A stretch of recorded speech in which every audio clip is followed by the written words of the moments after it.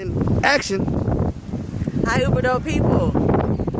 So today, it was beautiful outside, so we decided to come out here on the beach and get some of this raw power, some of this beautiful sunlight.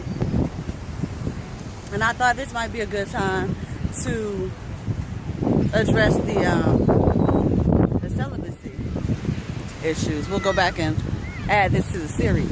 All right.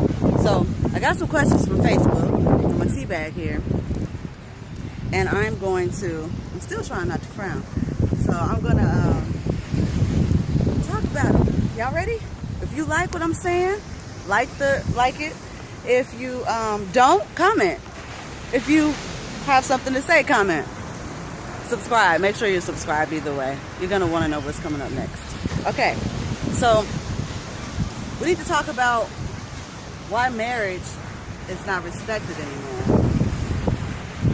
And I strongly believe that the media has a lot to do with it.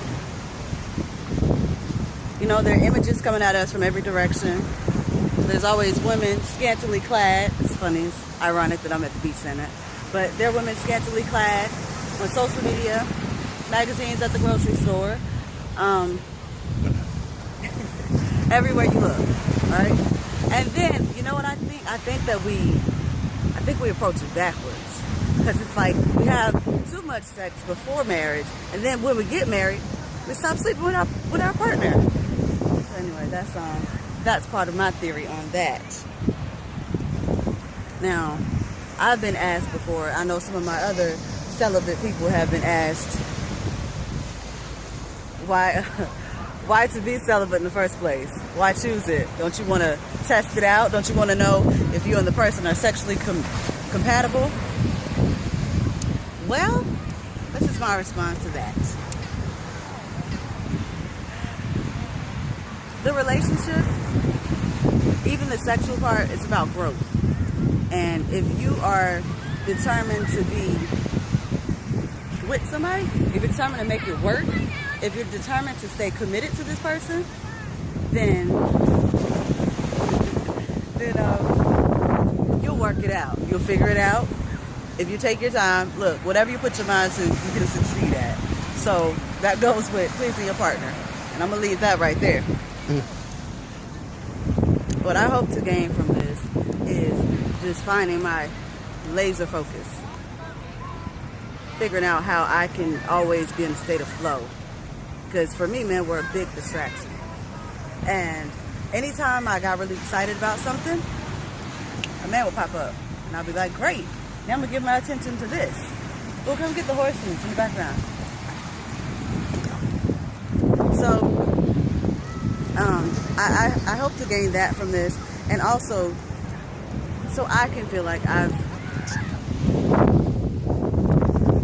done something special for my mate.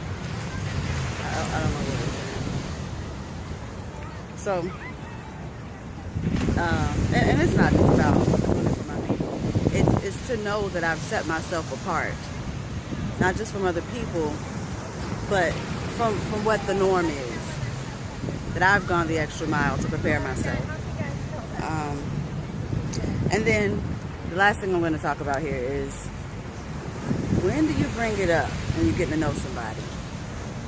It could be very awkward. But I think that a good point to do it at is when you, right at that point when you're talking, and then you're like, man, I think this might go somewhere. I think this person might be it. So I think right at that point is when you bring it up, not in the very beginning. And I don't think that you should get into it and let them, don't spring it on them. Don't surprise them like that. But when you get to that point where you're thinking you want to commit. So y'all tell me what y'all think.